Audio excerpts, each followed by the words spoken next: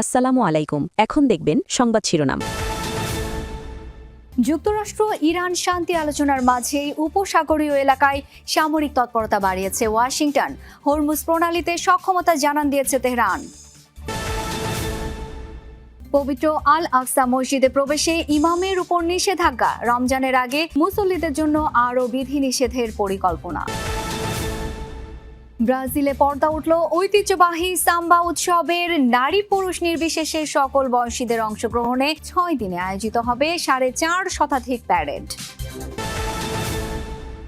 সুদানে জনবহুল একটি বাজারে ড্রোন হামলায় প্রাণ হারিয়েছে অন্তত 28 জন।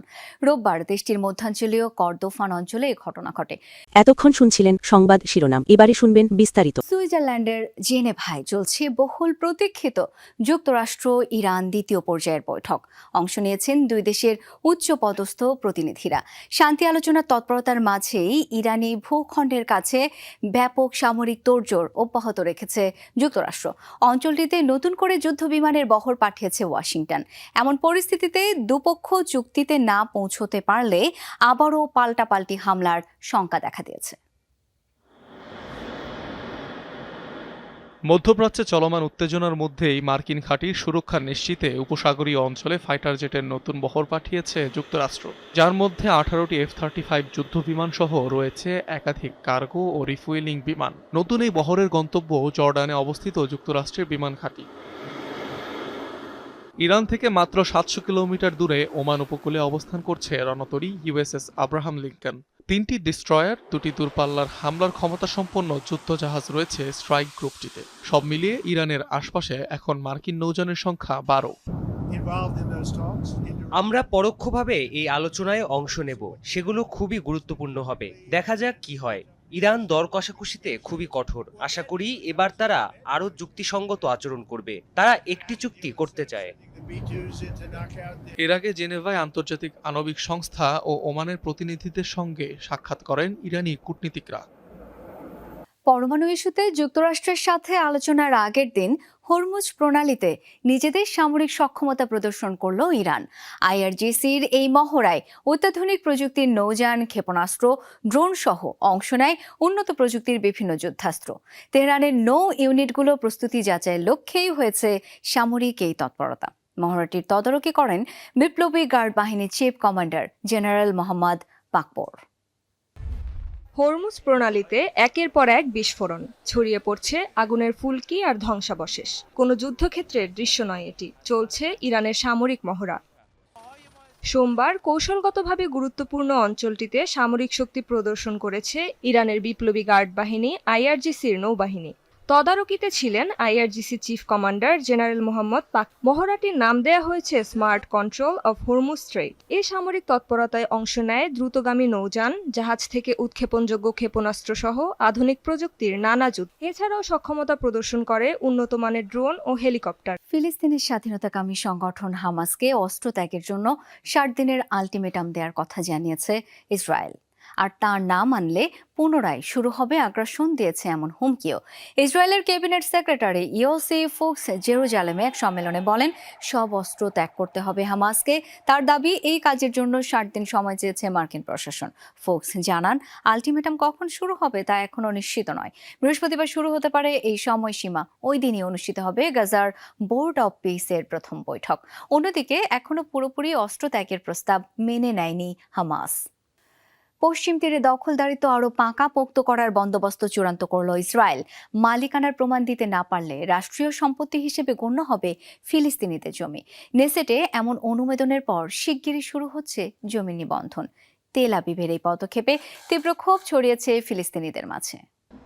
1967 সালে সামরিকভাবে পশ্চিম তীর দখলে নেয় ইসরায়েল। তখন থেকে প্রায় প্রতিদিনই চলছে ফিলিস্তিনিদের উচ্ছেদে অভিযান। ধীরে ধীরে পশ্চিম তীরকে গিলে ফেলছে ইসরায়েলি সেটেলারদের অবৈধ বসতি আর সরকারি স্থাপনা।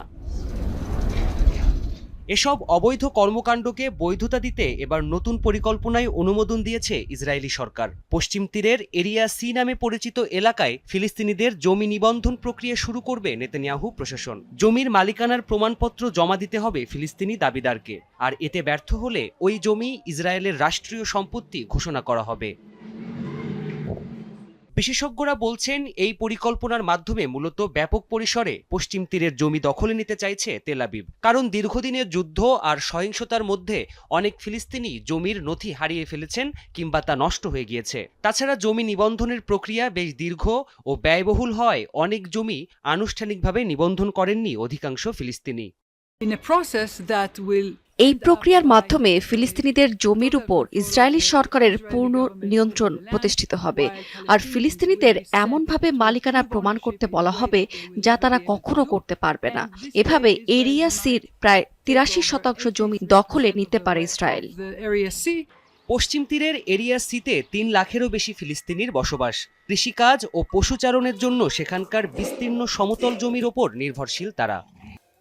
রাশিয়ার সাথে দ্বিতীয় দফা শান্তি আলোচনায় বসতে সুইজারল্যান্ডের জেনেভায় পৌঁছেছে ইউক্রেনের প্রতিনিধি দল। মঙ্গলবার যুক্তরাষ্ট্রের মধ্যস্থতায় 2 দিন ব্যাপী চলবে বৈঠক। রাশিয়ার প্রতিনিধি দলে থাকবেন প্রেসিডেন্ট ভ্লাদিমির পুতিনের উপদেষ্টা ভ্লাদিমির মেদেনস্কি। ডনবাস অঞ্চল থেকে ইউক্রেনীয় সেনাদের পুরোপুরি সরিয়ে নেওয়ার দাবি জানিয়েছে মস্কো। রুশ হামলা বন্ধে নিশ্চয়তা চেয়েছে কিয়েভ। শান্তি আলোচনার প্রস্তুতির মাঝে আবার ইউক্রেনের একাধিক জ্বালানি স্থাপনায় হামলার প্রস্তুতি নিচ্ছে রাশিয়া, এমন দাবি করেছেন ইউক্রেনের প্রেসিডেন্ট ভলোদিমির। জেরুজালেমে পবিত্র আল আকসা মসজিদের ইমামকে 1 সপ্তাহের জন্য মসজিদে প্রবেশে নিষেধাজ্ঞা দিয়েছে ইসরায়েল। এক বিবৃতিতে জানিয়েছে ইসরায়েলি সেনাদের হাতে আটক হয়েছেন শেখ মোহাম্মদ আলী আব্বাসি, আর 1 সপ্তাহের জন্য তার মসজিদ চত্বরে প্রবেশে দেওয়া হয়েছে নিষেধাজ্ঞা। যদিও এমন পদক্ষেপের পেছনে কোনো কারণ দেখায়নি তেল আবিব। পবিত্র মাস মাহে রমজান শুরুর ঠিক আগে ইসরায়েলের এমন আচরণে ক্ষোভ ছড়িয়েছে মুসলিমদের মাঝে। এর আগে জেরুজালেমের সাবেক গ্র্যান্ড মুফতি শেখ ইকরিমা সাবরি অভিযোগ করেন, রমজান মাসে মুসলিমদের আল আকসা মসজিদে প্রবেশ সীমিত করার পরিকল্পনা করছে নেতানিয়াহু প্রশাসন। ডনবাস অঞ্চল থেকে ইউক্রেনীয় সেনাদের পুরোপুরি সরিয়ে নেওয়ার দাবি জানিয়েছে মস্কো। রুশ হামলা বন্ধে নিশ্চয়তা চেয়েছে কিয়েভ। শান্তি আলোচনার প্রস্তুতির মাঝে আবার ইউক্রেনের একাধিক জ্বালানি স্থাপনায় হামলার প্রস্তুতি নিচ্ছে রাশিয়া, এমন দাবি করেছেন ইউক্রেনের প্রেসিডেন্ট ভলোদিমির জেলেনস্কি। Доповідає про підготовку росіян до গোয়েন্দা তথ্য বলছে ইউক্রেনের জ্বালানি স্থাপনায় বড় ধরনের হামলার প্রস্তুতি নিচ্ছে রাশিয়া, আর তা প্রতিহতে আমাদের দ্রুত আকাশ প্রতিরক্ষা ব্যবস্থা মোতায়েন করা জরুরি। দেরি হলে ক্ষয়ক্ষতি আরো বাড়বে। এসব বিষয় নিয়ে মিউনিখে অংশীদারদের সাথে আলোচনা করেছি। комбіновані удари, які вимагають особливо সুদানে জনবহুল একটি বাজারে ড্রোন হামলায় প্রাণ হারিয়েছে অন্তত 28 জন। রোববার দেশটির মধ্যাঞ্চলীয় কর্দোফান অঞ্চলে এই ঘটনা ঘটে। ড্রোন থেকে হঠাৎ ক্ষেপণাস্ত্র ছোড়া হয় ব্যস্ত বাজারটিতে। হতাহতদের মধ্যে রয়েছে শিশু, নারী, বৃদ্ধরাও। নিহতের সংখ্যা আরও বাড়তে পারে বলেও আশঙ্কা করা হচ্ছে। মানবাধিকার সংগঠন ইমার্জেন্সি লয়ার্স সোমবার এক বিবৃতিতে জানায়, হামলার সময় বাজারটি লোক সমাগমপূর্ণ হওয়ায় গভীর হয়েছে মানবিক বিপর্যয়। হামলায় ব্যবহৃত ড্রোনটি সুদানের সেনাবাহিনীর বলেও দাবি